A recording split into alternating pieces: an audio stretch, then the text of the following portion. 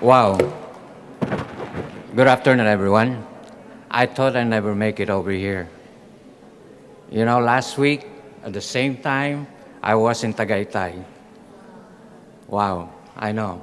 It's a Tagaytay Hotel, the five-star hotel. You know what I do in there? I was a judge, the competition for Junior Master Chef for kids. They had a competition for final. It is for fundraising for kids that have cancer, and I'm very, very proud to be in there. So I received an email from Miss Maya on Escudero that said, Ed, where are you? I want you to do a catering for me. It's a fundraising too here in San Francisco. And then I told Maya, I said to Maya, but I'm in the Philippines. Oh, forget Philippines. Come on in here in San Francisco. So I flew here in last Wednesday, go to the market and serve a reception in one of the Richard, I forgot the name again, Richard in an antique store in San Francisco in which about 30 person attended. And I was surprised when I was in there. They liked the food that I made for them. And then what a surprise again that there are people or those who attended in that art festival are really truly artists. Wow, I congratulate them. They had a nude model. That's a surprise for me. I thought I could see only that in TV and movie, you know. And then one guy saw the drawing of one artist, and then he picked up his check and write it off, and then buy right there in the spot. I really amazing for you people. And then I received a call again from the book festival in here and said, why don't you give up, since you are here in San Francisco, why don't you give up some speech about Northern cuisine? And I said, wow. I said, really? I said, yes. Okay, I'll do it. So now, I would, did I did it wrong? What I'm gonna, that one. Okay. What I'm gonna talk to you about is that real quickly, because, you know, we would like to get it going, the program, is sisig. Sisig is becoming one of the Philippine best cuisine. It was featured in No Reservation, in which Claude Tayag was in there. It was sisig is born, was first concocted in Angeles, Pampanga during the time when the Clark Air Force Base is still there, and sisig is a Kapampangan. It's from Pampanga. It is called to snack in. It's just a snack. We Filipino really have the taste or the curiosity to taste anything that they serve in the restaurant. It's a snack in with sourness. Remember when you got mango, fresh mango, green mango, you sausaw it to vinegar and bagoong, or salt and vinegar. So, and that's what we do. And then, of course, also sisig is a simple thing to do. It is mostly, the truly sisig is mostly a part of the head of the pig. The ears, the face meat, and the jaw, and also the tenga. Well, the procedure of that one is that we boil all the different fat, but not all together, because the tenga is a little bit more hard to cook, not like the face and the jaw. And then, of course, you can add lempo, what they call it, belly, pork belly, into the mix. So we boil that until it will become al dente. After it become al dente, then you broil it or you grill it to get the smokiness of the meat. That's the secret on it, is to get the smokiness of the meat. And then the third part is you saute it, meaning you gisa. You gisa the meat all together because all of them are very tender already. All you need to do is make a flavor on it. So what we're going to do, we chop out some onion, throw it in, and then mix it up again. And then you get a calamansi juice. You throw it in, and then mix it in again. And then later on, you add some, people will do, you can do a variation, but the real truly is liver, chicken liver. It will add the flavor of the liver to the sisig. Some use it mayonnaise. Don't do that. All right? Don't do that. But you can also use the brain of the pig. You take it out of the brain. So it will be a little bit gelatinous in a sense that you can feel the texture of the meat. And then once you take it out, if you want to do it a sizzling, you should have an iron inside the oven, heat or on the top of the burner. So when it make it hot, so when it's done, then you throw in the sisig and it will sizzle. That's why they call it sizzling sisig. And then throw in some pepper. See, that is one sisig that had a gelatinous look. And this is what I did. You can serve it with a white wine, Chenin Blanc. And it's not, what I use in here is chicken liver. So you can see the crunchiness on it and the good looks, the texture is in there. And then, of course, we're going to go to chicken inasal. When you do inasal is it came from Bacolod. There's a restaurant called Bacolod Inasal. Inasal means barbecue. But when you go to Spain, Spanish, or Latin America, it's asado. So asado and barbecue is the same word. But asado in the Philippines had a liquid in it. So the asado. But when you're making, this one is been made without the skewer. And you can also do it with the bringhi. The yellow rice, once they call it, also in the Philippines as a java rice. It can be also called bringhi or yellow rice. And then, of course, you got the whole chicken. You take out the back of it, marinate it. How do you marinate it? Well, you get a garlic.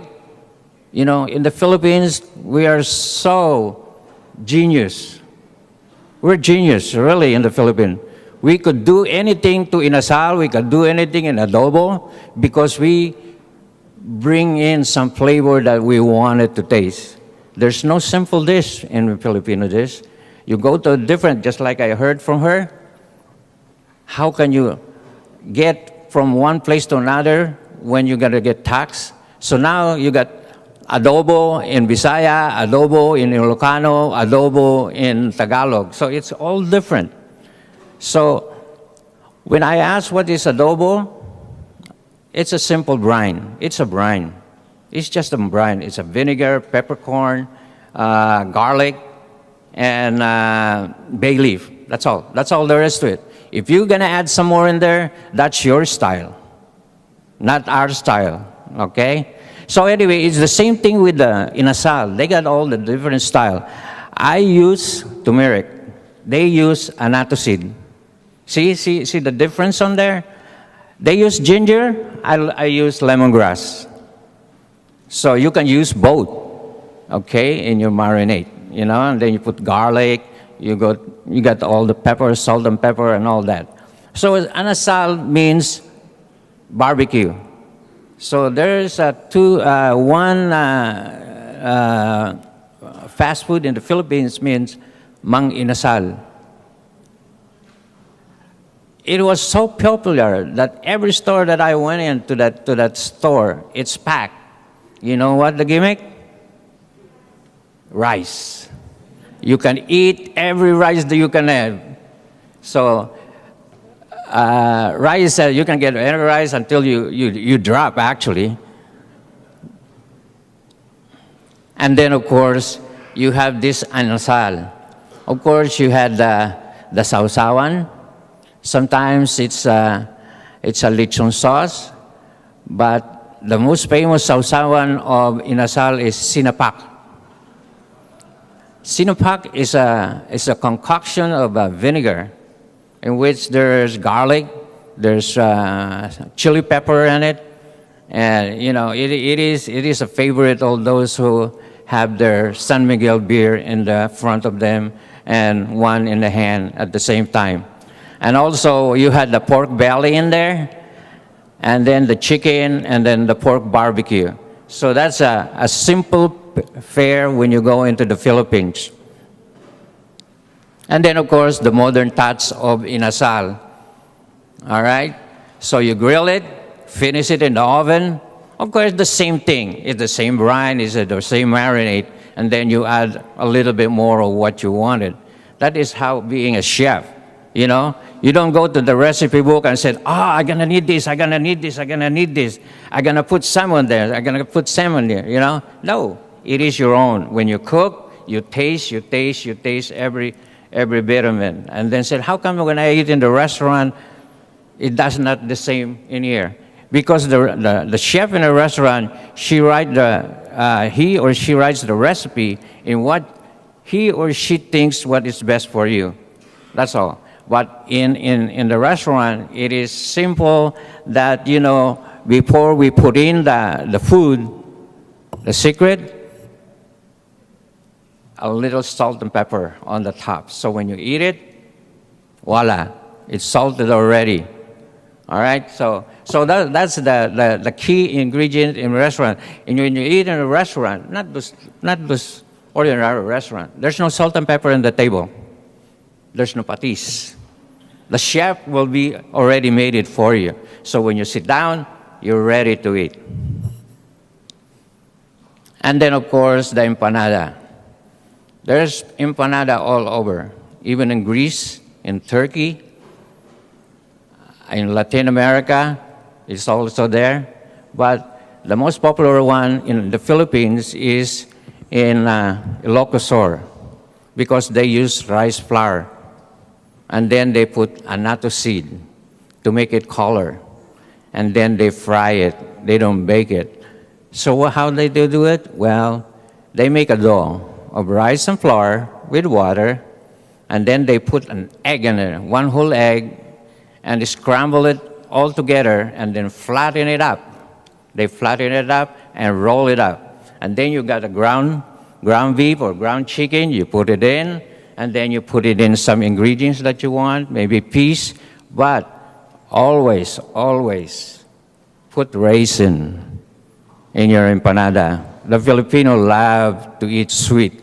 So the sweetness of the raisin brings out the flavor on it, okay? It's always sweet.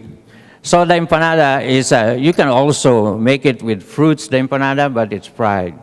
That is in Ilocos. But of course, you go into the farmer's market around in here, you can have Persian doing empanada.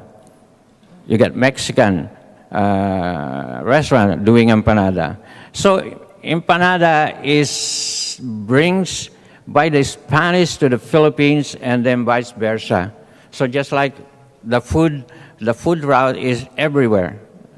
In the Philippines, that's why I've been with the Culinary Institute of America here in Napa and St. Helena for 12 years. I worked there. Philippines never been in that place, but they teach some of it. But there's a coming now Worlds of Flavor. It is flavors coming to the American kitchen. It's all Asian. But of course, Philippines is not represented over there, but I think we're making a move towards that.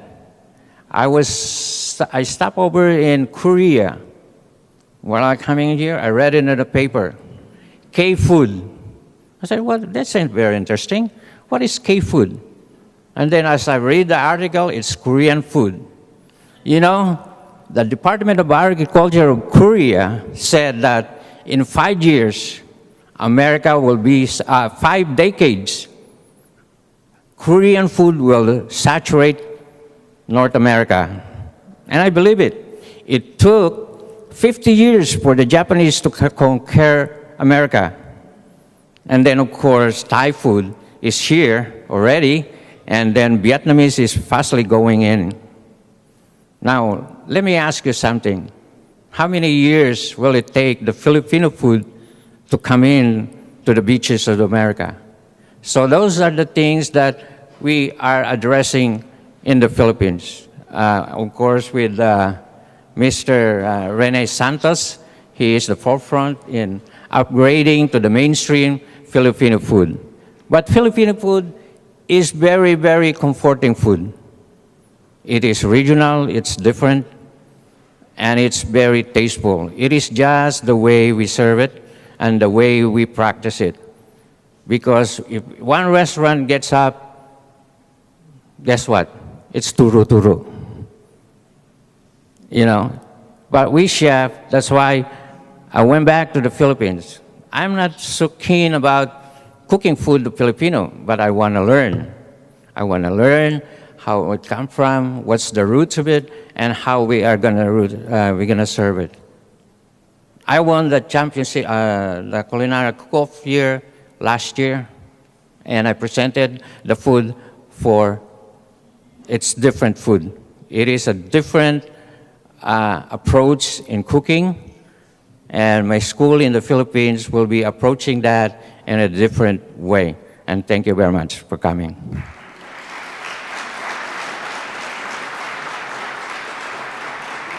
And let me add 1 second. I didn't know that I had the one.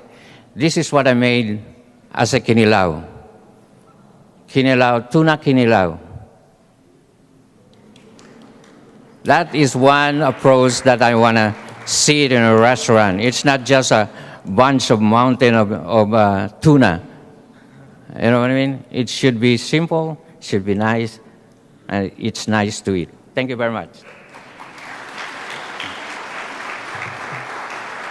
Thank you very much, Mr. Grajo. I think we've got time for one or two questions. If anybody has questions for Chef Ed. Yes, sir.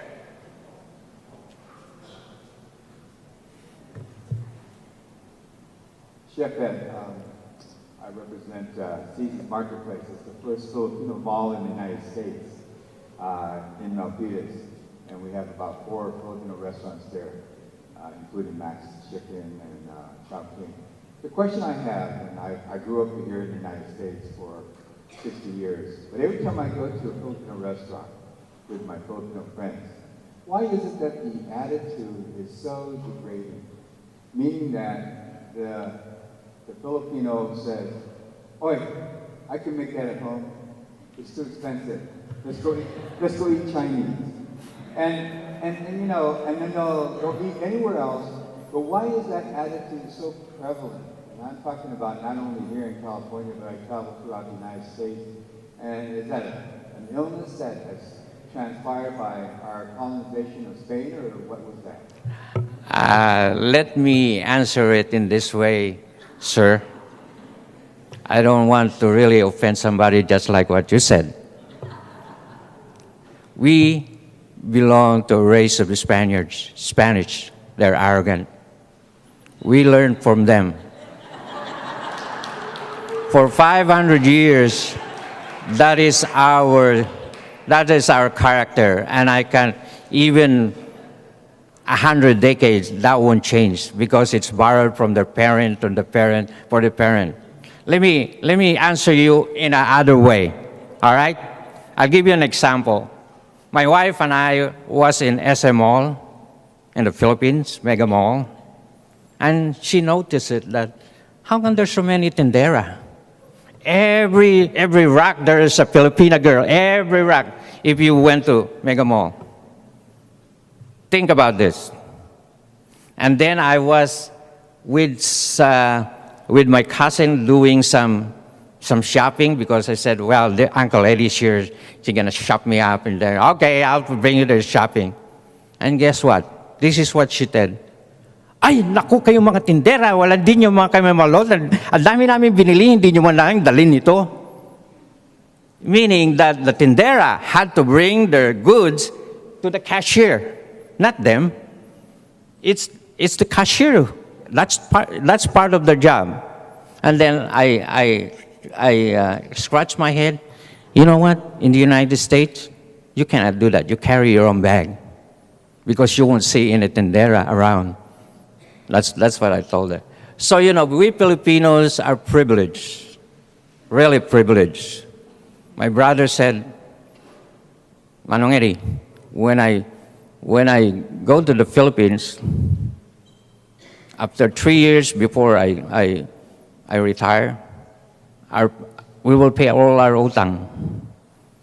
In 5 years, I'm gonna buy a condo, I'm gonna buy a car, and then I gotta have a driver, and then I'm gonna have, the lock in the elevator that if you don't have the card, you can't go up. So my relatives cannot be knocking on my door. You know what I'm saying? So I said, you better start right now. But I told him that I got a happy news from him because we bought a condo in Solimare. And it's all free. All we had to do is go in and get our clothes and the food. And then we had that key that nobody can enter the elevator. So anyway, anything else? I think I answered your question over there because, sometimes Filipino, when they eat, when they're already hungry, oh, let's go eat, I'm hungry. They cannot wait, sir. They cannot wait. They just want to eat right now. It's not a planned thing to do. I hope you plan it when you go out, that when you plan to go out, you're going to be waiting because it's not a fast food. When you have a dinner, have a nicer family, it will be nice. But in Manila, there's a lot of good places in there now. I've seen it, but it's growing, but you still have that attitude. That was quite a question and quite a beautiful end to Mr. Chef Ed Grajo's session. How about another hand for him? Thank you. So while we have run out of time, I